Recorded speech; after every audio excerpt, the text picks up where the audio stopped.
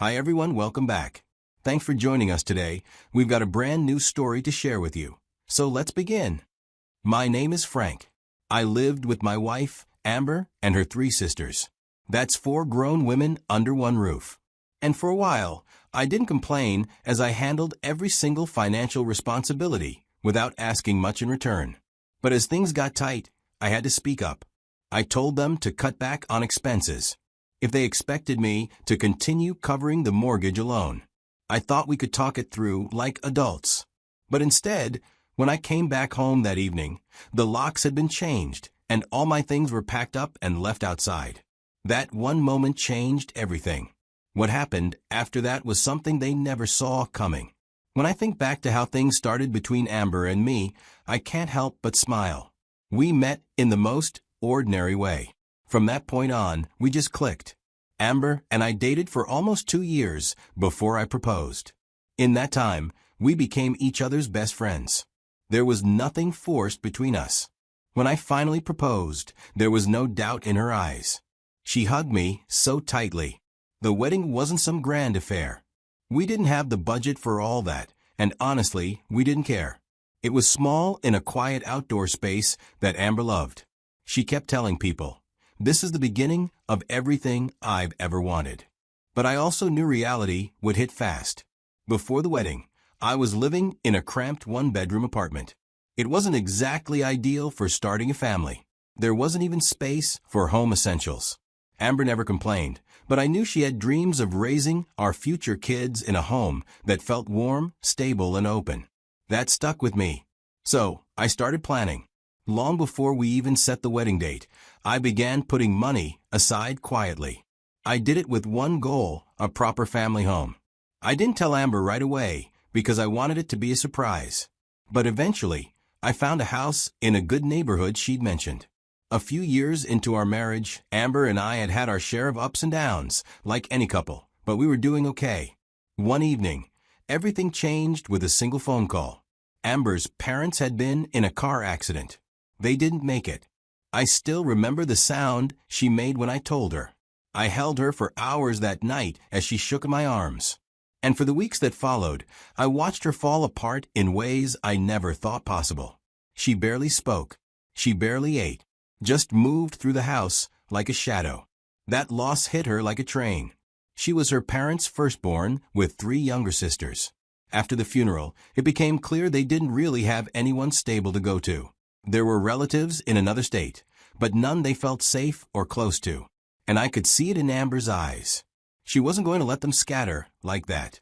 She wanted them with us. She wanted to be their anchor now. Their big sister, their guardian, their everything. So we opened our home.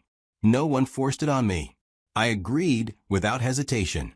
I told her, if this is what you need, then we'll figure it out since it's temporary. I knew it wouldn't be easy, but I believed in standing by your partner when the storms hit. That's what marriage meant to me.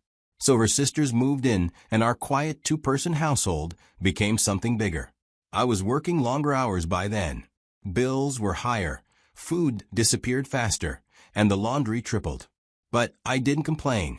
Back then, both of us were working. Amber had a decent job at a local office.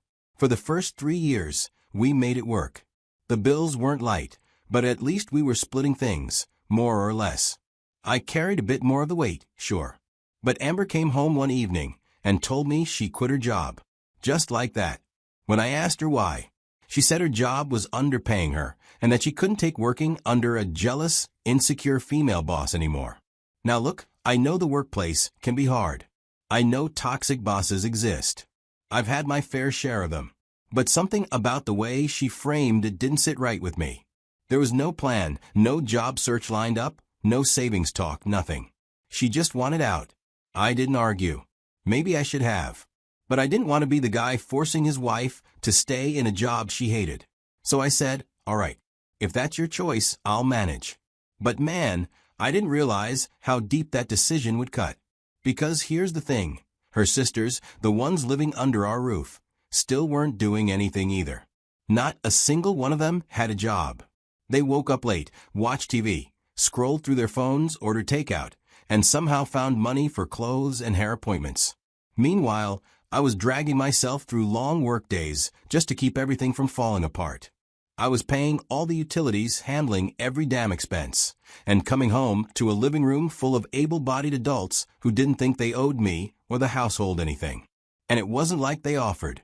Not once did one of them come up to me and say, "Hey Frank, we know you're carrying this on your back. Let us help out. Let me look for a job. Let me at least handle the groceries this week." Nothing.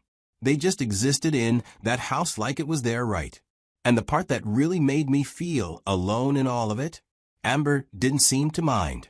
She didn't defend me or push her sisters to step up. She just adapted and joined them. It wore me down slowly. I kept it to myself, because at that point I wasn't even sure if talking about it would change anything. But I felt it, deeply. For 2 years, I carried this load. I don't know how I lasted that long without snapping. I was the only one working, but what really started to eat at me was the silence and lack of acknowledgement of all my efforts. I would come home exhausted, expecting maybe a warm plate of food or even just a little peace. But instead, most evenings, the kitchen was a mess, nothing had been cooked, and Amber's sisters were either bickering among themselves or watching TV like they were on vacation. And Amber never tried to stop the chaos. She'd just disappear into the bedroom while I sat there, trying to figure out what exactly I was working so hard for. When the credit cards maxed out, I dipped into my savings. When the savings dried up, I just kept pushing, hoping the next paycheck would buy me some breathing room. But there was no relief. The longer I kept quiet, the more they believed it was normal. After a while, it started getting to me, not just in the wallet, but in my chest. It was a quiet frustration that built up day after day. I'd lie awake at night, wondering how much longer I could carry this house on my back. It got to the point where I couldn't breathe under the pressure anymore. One morning, after rehearsing what I was going to say a few times in my head, just to make sure it came out calm and respectful, I called a meeting. I love my wife, Amber. I married her knowing she came from a close-knit family, and I had no problem with her sisters staying with us temporarily. But it has been years since their parents' deaths. They didn't leave or contribute to anything. So that morning, as they all sat there in the living room, I finally spoke my mind. I told them, plain and direct, this can't continue. We need to cut back or I'll stop paying for everything. I was trying to spark a conversation about taking responsibility and pulling together, not tearing anyone down. But the moment the words left my mouth, I could see the energy in the room shift. My wife was annoyed with my statement. Her sisters looked at each other, wide-eyed, and then the emotional backlash came flooding in. I was called controlling, embarrassing, and cold. One of them even asked me if I expected them to start scrubbing floors for rent. Amber jumped in too, acting like I'd humiliated her in front of her family, as if asking grown adults to contribute financially to a home they live in was some kind of betrayal. She said I had shamed her sisters, made them feel unwanted, like they were burdens. The irony was painful. They didn't feel like burdens when they were draining me dry, but now that I'd asked for accountability, suddenly I was the villain. At first, I tried to explain that it wasn't about kicking anyone out. It was about survival, about partnership, about fairness. But they didn't want to hear it. Every word I said was twisted into another accusation. It was like arguing with a wall that kept throwing bricks back at me. Eventually, I stopped. I stood up, walked to the bedroom, gathered my things quietly, and left for work. I thought a day apart would help cool things down, and they'd think it through, realize I wasn't the enemy. But what happened next made it crystal clear where I stood in that house. A month passed after I had that uncomfortable conversation about cutting back on expenses. But nothing changed. Amber still spent like the bills paid themselves. Her sisters were still lounging around, jobless, adding more to the grocery list than the house budget could handle. No one even acknowledged what I said. It was as if they decided, collectively, that I didn't matter, as long as the money kept showing up in the account. I was growing resentful, not just at them, but at myself, for allowing it, for financing my own disrespect. Then the company sent me out of town for a 2-day trip. I was selected to represent our team for a business deal. It wasn't optional. I knew I had to go. Before I packed my bags, I opened my banking app to send some money to the joint account Amber used, like it was her personal allowance. I hovered over the transfer button like I always did before a trip. But this time, I didn't press it. I closed the app. It was a boundary and a quiet statement. I'm not going to keep enabling this. I had simply withheld what was no longer being appreciated. 2 days later, I flew back, worn out from meetings, hotel food, and non-stop negotiation. I just wanted to go home and take a hot bath. I drove up to the house around 8 p.m. My key didn't work in the front door. At first, I thought maybe I was just tired and fumbling. I tried again. And again. Nothing. I walked to the side door, same thing. Then I looked up and noticed lights on in the living room. Someone was definitely home. I knocked. No response. I knocked louder, nothing. Then I called Amber's phone. No answer. I called again. And again. 10 times. I remember the exact number because I could feel my patience draining with each unanswered ring. On the 10th try, she finally picked up. I asked her to open the door. She said, without any shame, "We changed the locks. Your things are outside. You should reflect on your actions." I stood there with my bag still in hand. I looked around, and sure enough, there were my things, a couple of suitcases, a box with some of my shoes, my shaving kit, just thrown on top. I didn't know how to feel. I just stood there, stunned. That was the night something in me shifted. I pulled out my phone immediately and tried calling Amber again. Straight to voicemail. I tried her sisters, every single one of them. Blocked. All of them had shut me out. I didn't want to make a scene, so I sat in my car and just stared at the steering wheel for a long time. Eventually, I called my lawyer. I wasn't even sure what to say at first. I told him everything. He told me to find a hotel for the night and keep my cool. So I did. I checked into a modest place in town. Didn't even bother unpacking. I didn't sleep that night. I just lay on that stiff hotel mattress, staring at the ceiling, thinking about the last 10 years of my life.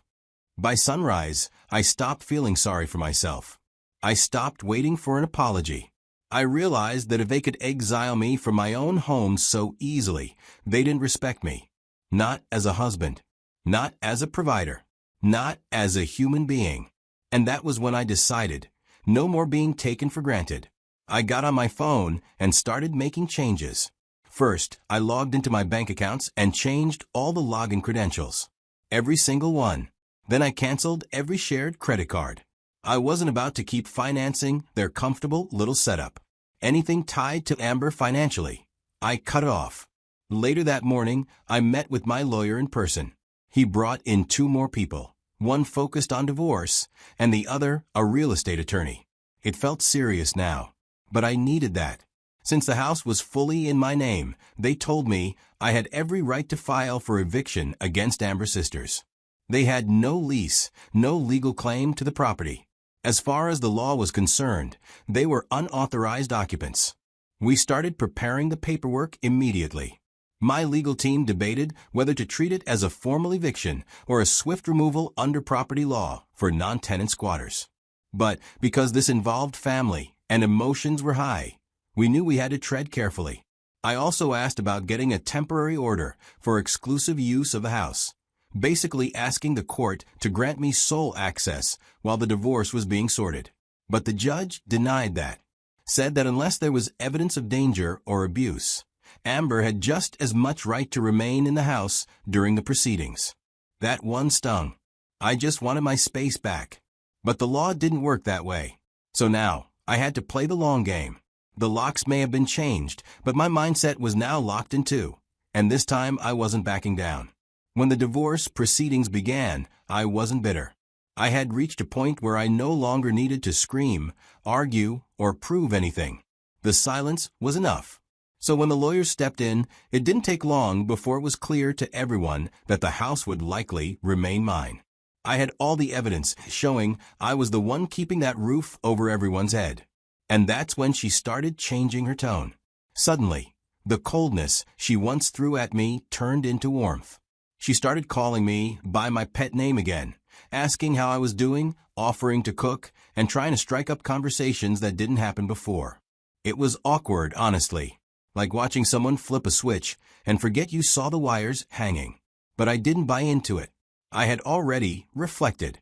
I had already processed the hurt, the betrayal, the fact that she and her sisters felt bold enough to lock me out of my own house and toss my things out like I was some stranger.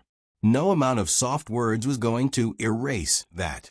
The marriage officially ended not long after. The judge ruled, and the house stayed with me, mainly because the financial contributions were in black and white. There was no argument there. But after everything wrapped up, the house didn't feel like home anymore. It was too big, too full of memories that no longer served me. So I made a choice to put the house on the market. I sold it months later and walked away. With the money, I rented a smaller place that fit just me. Amber got a settlement from the divorce. The court made sure of that. I gave what was due. But within a few months, that money ran out. I heard through a mutual acquaintance. Maybe poor planning. Maybe the lifestyle caught up. Maybe she thought the money would last forever. I didn't ask. It wasn't my place anymore. I had reflected as she told me, and I had moved on. It had been almost a year since the divorce papers were finalized. I hadn't heard from Amber in all that time, and honestly, I wasn't expecting to.